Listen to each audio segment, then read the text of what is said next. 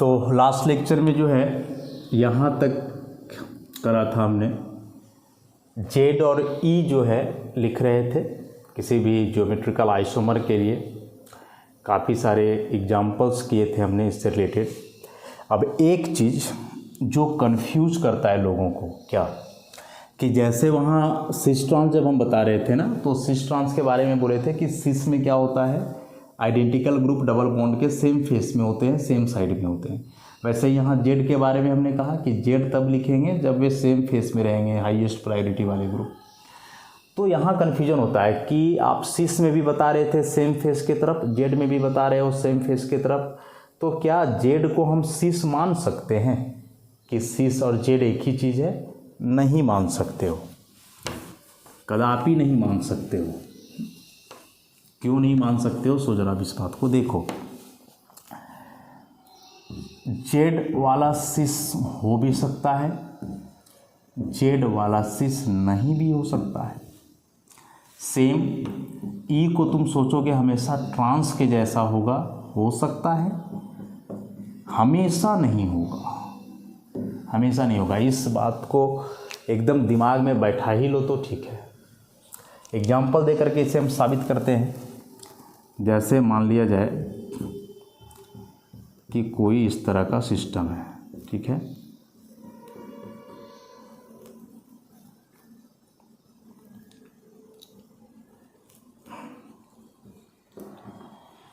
इस तरह का कोई सिस्टम है ऐसा, ठीक, और एक हम ऐसा सिस्टम लिखते हैं।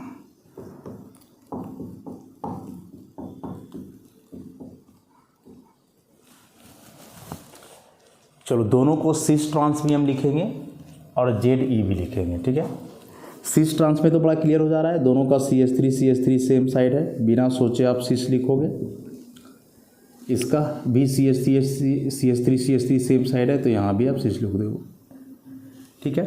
अब हम ई और जेड लिखने का प्रयास करें तो इस कार्बन में देखो, इस कार्बन से इधर कार्बन है, इधर हाइड्रोजन है, कार्बन का एटॉमिक नंबर ज़्यादा हुआ तो इस ग्रुप को आप 1 मानोगे, इस ग्रुप को आप 2 मानोगे। इस कार्बन को देखो, ऊपर कार्बन है, नीचे ड्यूटेरियम है, तो इसका एटॉमिक नंबर ज़्यादा है तो ये 1 और 2। अगेन यहाँ 1 1 सेम साइड जा रहा है तो आप जेड लिखोगे, तो सिस यहाँ जेड के बराबर आ गया। चलो इसमें बढ़ो तो सिस तो लिखे ही हो, अब जेड और ई लिखो, तो इस कार्बन में इधर कार्बन इधर हाइड्रोजन, तो इस वाला ग्रुप 1 हो जाएगा, ये 2 हो जाएगा। इसमें इधर कार्बन इधर ब्रोमीन, अब कार्बन और ब्रोमीन में तो ब्रोमीन का ज़्यादा है तो ये 1 ये 2। अब यहाँ देखो 1 1 अपोजिट है, अब 1 1 अपोजिट है तो क्या लिखोगे? ट्रांस लिखोगे, सॉरी ई लिखोगे, ई लिखोगे। तो कहाँ सेम हुआ? सिस और जेड यहाँ मिल गया तुम्हें कि सिस सेम साइड, जेड भी सेम साइड, तो चलो हो गया। लेकिन यहाँ सिस जबकि आया इधर से ई, तो यह जेड ई और सिस ट्रांस का आपस में कोई रिलेशन नहीं है। जेड और सिस का कोई मतलब नहीं है आपस में, ई और ट्रांस का भी आपस में कोई मतलब नहीं है। इस बात को अब दिमाग में जितना जल्दी हो सके बैठा लो। और सबसे बड़ा बात कि जब हम सिस और ट्रांस लिख ही पा रहे हैं तो जेड और ई लिखने का कोई दरकार नहीं है, जेड और ई लिखने का कोई दरकार नहीं है, कोई जरूरी नहीं है। तुम यहाँ सिस तो तुमको पता चल ही जा रहा है ना, 2 ग्रुप आइडेंटिकल है तो सिस पता चल ही जा रहा है, तो फिर जेड और ई क्यों? लेकिन कभी कदाल आगे पढ़ोगे तो कहीं मिल जाएगा, तो वहाँ भाई कंफ्यूज मत करना कि सिस है तो जेड लिख देते हैं अंदाजे, सिस है तो जेड लिख देते हैं, नहीं, सिस वाला जेड हो भी सकता है, ई भी आ सकता है, ई भी आ सकता है। तो जेड और ई बेसिकली हम तब लिखते हैं ना जब सिस और ट्रांस नहीं लिख पाओ, ये चारों ग्रुप्स बिल्कुल डिफरेंट होंगे, वहाँ जेड और ई का इस्तेमाल होता है। और नहीं तो 2 ग्रुप सेम मिल जा रहे हैं तो फिर सिस और ट्रांस ही हम लिखेंगे, जेड और ई का लिखेंगे, नहीं लिखेंगे। तो एक ये कन्फ्यूजन जो होता है इसे हम क्लियर कर चुके कि जेड सिस भी हो सकता है, जेड सिस नहीं भी हो सकता है, ई ट्रांस हो सकता है, ई ट्रांस नहीं भी हो सकता है। कभी कदाल ई वाला सिस हो जाएगा जो हम देख रहे हैं आया, कभी कदाल जेड वाला ट्रांस हो सकता है, कभी कदाल जेड वाला ट्रांस हो सकता है जो आ जाएगा, ठीक है। तो यहाँ कोई कन्फ्यूजन नहीं होना चाहिए।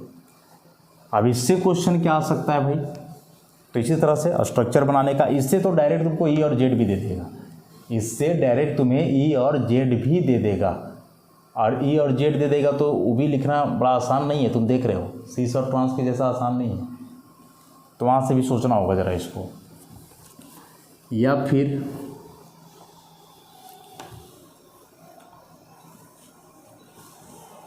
एक ऐसा क्वेश्चन,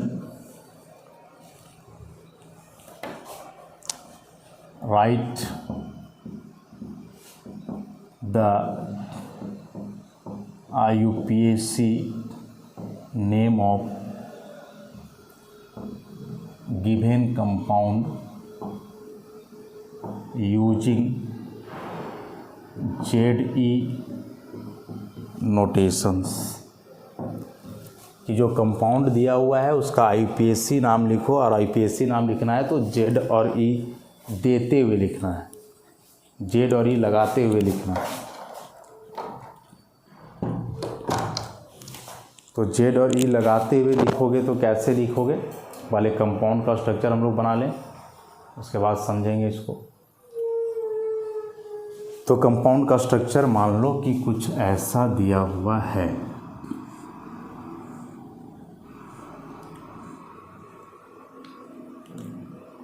ठीक, एक डबल बॉन्ड यहाँ दे करके रखा है, एक डबल बॉन्ड यहाँ दे करके रखा है, ठीक है।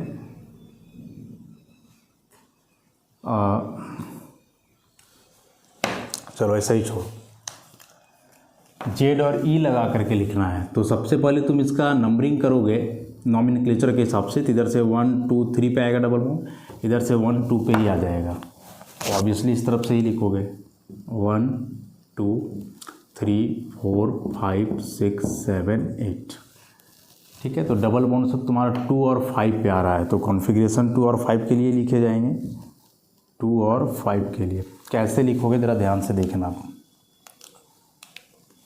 ए हुआ 2 वाला डबल बॉन्ड, ठीक। अभी इस कार्बन का 3 बॉन्ड है ना, 1 2 3, ऑब्वियसली चौथा बॉन्ड यहाँ किसके साथ है, हाइड्रोजन के साथ। दिया हुआ नहीं है, तुम्हें समझना होगा। वैसे यहाँ 3 बॉन्ड है, 1 2 3, तो चौथा बॉन्ड किसके साथ है, हाइड्रोजन के साथ। अब इस डबल बॉन्ड के लिए तुम निकालो कि यहाँ कार्बन है तो इस तरफ यहाँ कार्बन, इस तरफ हाइड्रोजन, तो इधर वाला प्रायोरिटी 1 2। वैसे यहाँ इस तरफ कार्बन, इस तरफ हाइड्रोजन, तो इधर वाले का प्रायोरिटी 1, इधर वाले का 2, तो 1 1 सेम साइड है, तो यह हो जाएगा Z। कोई दिक्कत। अब 5 वाले का देखो, इतना को पकड़ो केवल ऐसे। अब यहाँ भी 3 बॉन्ड है, 1 2 3, तो ये हाइड्रोजन दे दोगे, और यहाँ भी देखो 1 2 3, तो इस तरफ हाइड्रोजन दोगे। अब यह कार्बन है तो इधर कार्बन, इधर हाइड्रोजन, तो ये वाला प्रायोरिटी 1 हो जाएगा, E2। वैसे यहाँ इस तरफ कार्बन, इधर हाइड्रोजन, तो इधर वाला प्रायोरिटी 1, इधर वाला 2। अब यहाँ 1 1 देखो अपोजिट है, इधर जा रहा है तो इधर आ रहा है, अपोजिट है ना, तो यहाँ लग जाएगा 2Z 5E। बाकी लिख दो। टोटल कार्बन है 8, ऑक्टा, डबल बॉन्ड 2 और 5 पे है, डाई इन। ऐसे करके क्वेश्चन आएगा इससे, ठीक है। तो आई थिंक ZE का भी कॉन्सेप्ट काफ़ी हद तक क्लियर हो गया होगा। अब आगे इसमें हम लोग देखें तीसरा और अंतिम टाइप जो है ज्योमेट्रिकल आइसोमेरिज्म का, उसे लेकर के चलें।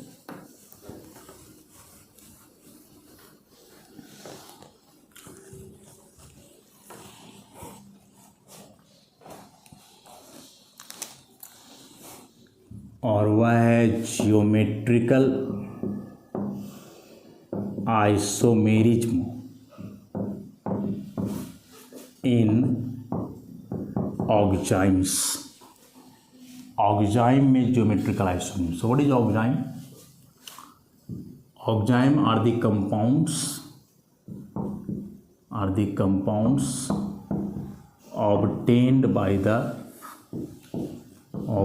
by the reaction of aldehyde or ketone with hydroxyl amine। Oxime organic compounds ही हैं जो प्राप्त होते हैं या बनते हैं किसी अल्डिहाइड या कीटोन का रिएक्शन हम करवाते हैं किससे, हाइड्रोक्सिल एमीन से। तब तो देखें जरा, कोई अल्डिहाइड है, इस तरह से लिखोगे अल्डिहाइड को, RC⋯OH, हाइड्रोक्सिल एमीन हम लोग इसे कहते हैं। OH ग्रुप है तो हाइड्रोक्सिल कहोगे और NH2 ग्रुप है तो एमीन कहोगे, हाइड्रोक्सिल एमीन। रिएक्शन जो है वह स्लाइटली एसिडिक मीडियम में होता है, H+ रहेगा, तो ऐसा H2O यहाँ से बाहर निकलता है, ये हो जाएगा RCH⋯N, ये तो बाहर हो गया ना, और ये OH + H2O। अब यह जो ग्रुप लगा हुआ है दिस वन, इसे ही हम ऑक्जाइम कहते हैं। जिस कंपाउंड में यह ग्रुप लगा हुआ हो वो ऑक्जाइम कहलाएगा। चूँकि यह अल्डिहाइड से बना हुआ ऑक्जाइम है, that's why it is called aldoxime. ALD हो गया अल्डिहाइड, ऑक्जाइम, अल्डोक्जाइम पढ़ेंगे इसे। सेम आप कीटोन के लिए भी करवा सकते हो, RCR⋯O कीटोन हुआ, प्लस HNOH, ये हाइड्रोक्सिल एमीन ही है। यहाँ भी स्लाइटली एसिडिक मीडियम चाहिए ही, ये H2O यहाँ से बाहर होएगा, जाएगा RCR⋯N और इधर हो जाएगा OH। यहाँ भी देखो ग्रुप आ गया, carbon nitrogen double bond OH, carbon nitrogen double bond OH, तो इसे ही हम कहेंगे ऑक्जाइम। चूँकि यह कीटोन से बना हुआ ऑक्जाइम है तो आप इसको कहोगे कीटोक्जाइम। कीटोन से बना हुआ ऑक्जाइम है इसलिए इसको हम लोग क्या कहेंगे, कीटोक्जाइम कहेंगे। कीटोक्जाइम हो गया। चलो, तो ये तो हमें समझ में आ गया कि ऑक्जाइम क्या है। तो कार्बन नाइट्रोजन डबल बॉन्ड और OH कंटेनिंग ग्रुप को या कंपाउंड को ऑक्जाइम कहेंगे। ये बेसिकली अल्डिहाइड और कीटोन से बनते हैं जब उनका रिएक्शन होता है हाइड्रोक्सिल एमीन से इन स्लाइट एसिडिक मीडियम। अब ये जो दो तरह के ऑक्जाइम हुए, अल्डोक्जाइम और कीटोक्जाइम, ये ऑक्जाइम का पूरा कहानी हम लोग पढ़ेंगे जब क्लास 12th में चैप्टर पढ़ोगे ऑर्गेनिक का, और फिर आगे भी बड़ा ज़रूरी हो जाता है वहाँ। तो इस ऑक्जाइम का कॉन्फ़िगरेशन लिखने के लिए जो है हम यहाँ इस्तेमाल करते हैं सिन और एंटी। एंटी मैंने जानते हो ना, अपोजिट। सिन मतलब सेम, उसका ये हो जाएगा, इसका अपोजिट हुआ उसका सेम। क्या इसका मतलब है देखो, अब केवल इन दोनों को हम टारगेट करेंगे, बाकी से हटा।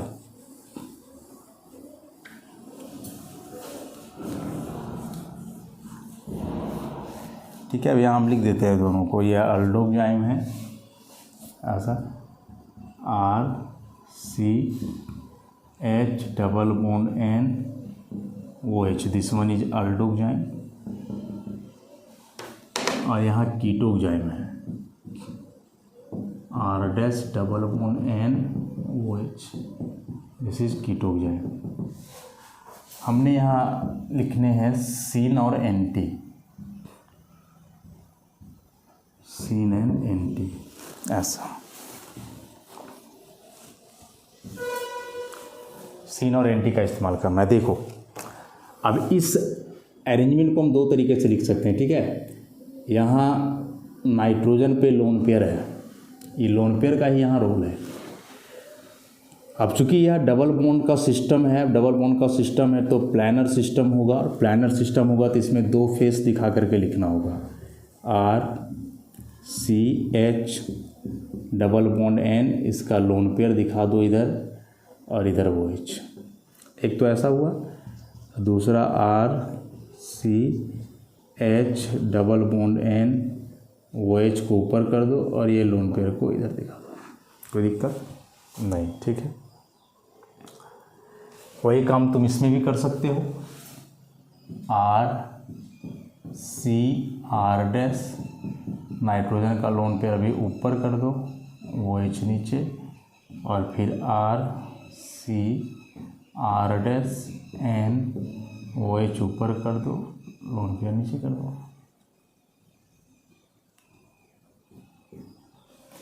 ऐसा। अब इसमें सीन और एंटी का क्या कहानी है तो ध्यान से समझोगे।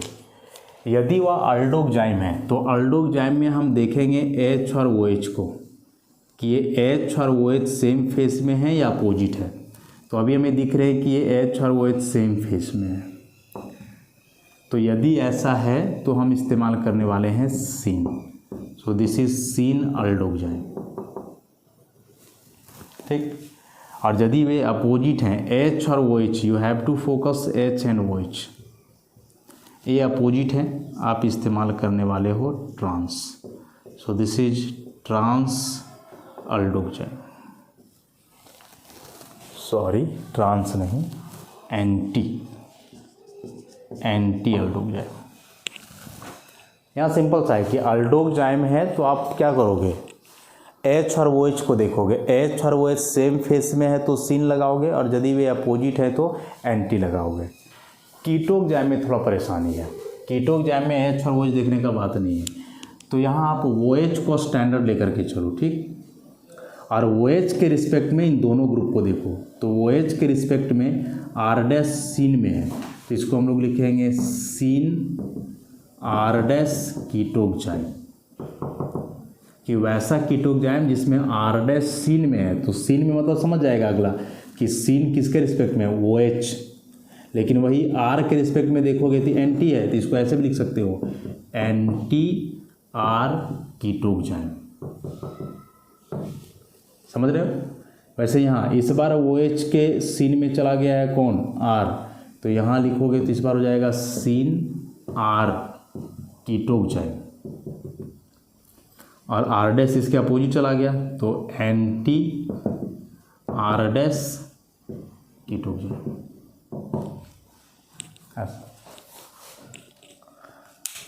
एग्जाम्पल, अब कंपाउंड का एग्जाम्पल देते हैं। ये तो जनरल बात हम बता दिए, कंपाउंड का एग्जाम्पल देते हैं।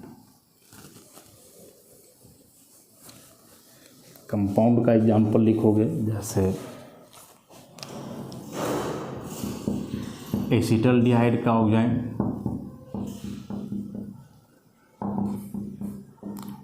ऐसा एसी का दूसरा फॉर्म बना दो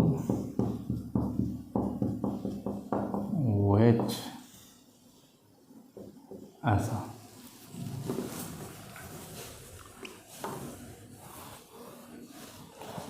ठीक है। नेक्स्ट ऐसा कुछ कर सकते हो, बेंजीन वाला सिस्टम लेकर के ऐसा, और एक केस में ऐसे ले सकते हो।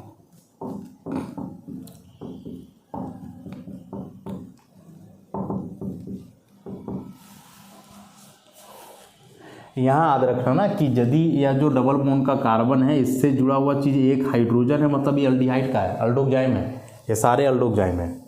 अब H और OH यहाँ सेम फेस में है तो ऑब्वियसली लगेगा सीन। एसिटल्डिहाइड है तो इसका नाम लिखोगे एसिटल्डोक जाइम, एसिटल्डिहाइड का ऑक्साइड। वैसे यहाँ H और OH अपोजिट जा रहे हैं तो एंटी, यहाँ भी वही लिखोगे, ये भी वही है, एसिटल्डोक जाइम। यहाँ देखो बेंजीन माने बेंजल्डिहाइड का है तो हम H और OH को देखेंगे ना, H और OH अपोजिट है तो एंटी बेंजल्डोक जाइम, बेंजल्डोक जाइम। और यहाँ देख लो H और OH सेम है तो सीन बेंजल्डोक जाइम, ऐसा। वो एंटी बेंजल्डोक जाइम हो गया, सीन बेंजल्डोक जाइम। क्लियर है। अब कीटोन वाला में से एक दो एग्जाम्पल हम लोग करते हैं। कीटोन वाले के लिए अल्डिहाइड में ज़्यादा दिक्कत नहीं है, इसमें तो बस H और OH को लेकर के चलना है। कीटोन जैसे रहा, मान लो CH3C डबल बॉन्ड N, यहाँ लोन पेयर OH और यहाँ CH2CH3, और इसी में ऐसे कर देते हैं CH2CH3 CH3N और यहाँ OH। क्या लिखोगे इसका नाम ज़रा ध्यान से देखना। इस बार OH को हम लोग स्टैंडर्ड लेकर के चलेंगे, टारगेट इसको करना है। OH के रिस्पेक्ट में देखेंगे ये वाला चीज़ सीन है, तो हम लिखेंगे सीन इथाइल ब्यूटेन 2 ऑक्जाइम। ये 1 2 3 4 का है ना, ऐसे ब्यूटेन 2 ऑक्जाइम, ब्यूटेनोक्साइम भी लिख सकते हो।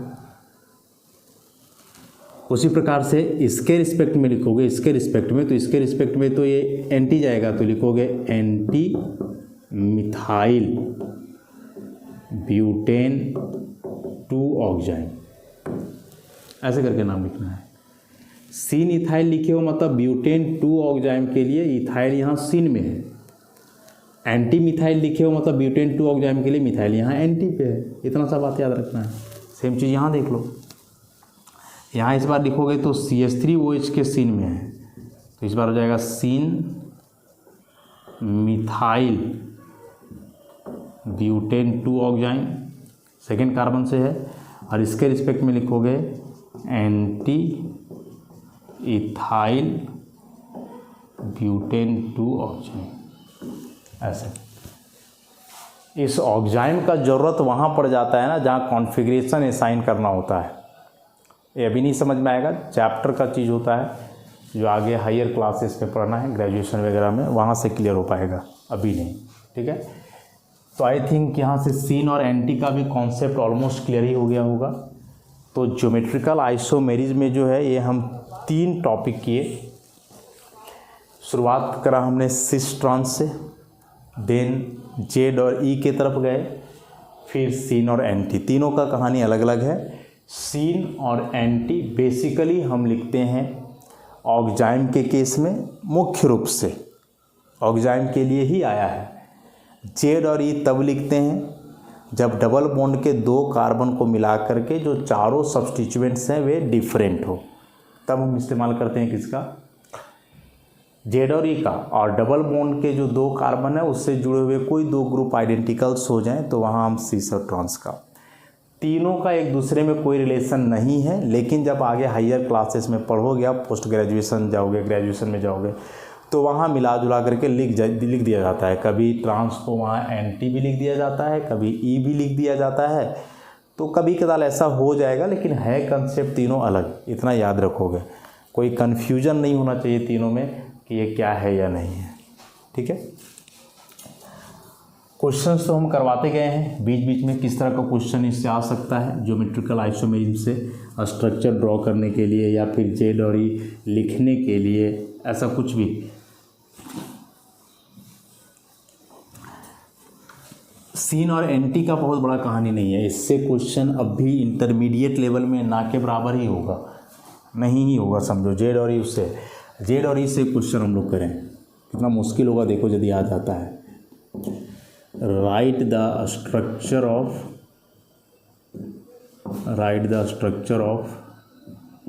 2e 5z 2e 5z। उसके बाद क्या हो सकता है, 2 ब्रोमो या 2,4 डाइब्रोमो कर दे, 2,4 डाइब्रोमो डेका 2,5 डाइइन, ऐसा कुछ आ गया। इस कंपाउंड के लिए स्ट्रक्चर बनाना है, तो सबसे पहले आप इसका स्ट्रक्चर ड्रॉ करो, उसके बाद जेड और ई का फैसला किया जाएगा। डेका है हमने 10 कार्बन है, ठीक है, तो उतना कार्बन नहीं लिखते हैं, डायरेक्ट बॉन्ड रिप्रेजेंटेशन का इस्तेमाल करते हैं। 1 2 3 4 5 6 7 8 9 10 2,5 डाई इन, 2 और 5 पे डबल बॉन्ड लगाना है, तो नंबरिंग कोई साइड से कर लो, सपोज यहाँ से करें तो 1 2 3 4 5 6 7 8 9 10, 2 पे डबल बॉन्ड, ठीक, 5 पे डबल बॉन्ड, ठीक।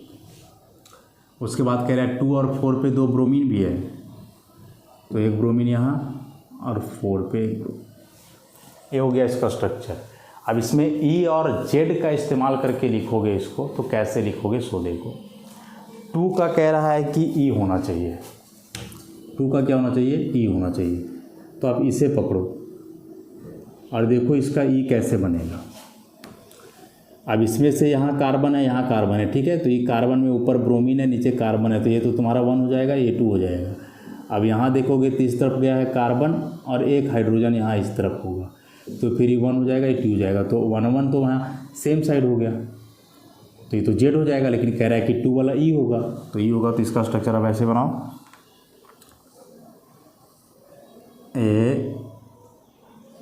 ऐसा यहाँ ब्रोमीन रख दो, ठीक है। और चूँकि इसके ई में होना चाहिए, तो अब तुम क्या करो कि यहाँ से इसको शुरू करो, E1 E2 E3 E4 5, अब आगे बढ़ो तुम, ठीक है। तो यहाँ का तुम्हारा ई आ जाएगा, ये आ जाएगा ना, क्योंकि इधर वाला ग्रुप 1 हुआ, इधर वाला ग्रुप 2 हुआ, इधर वाला 1 हुआ और यहाँ हाइड्रोजन रहेगा जो 2 हुआ, तो 1 1 अपोजिट है, तो इसका तो ई आ जाएगा।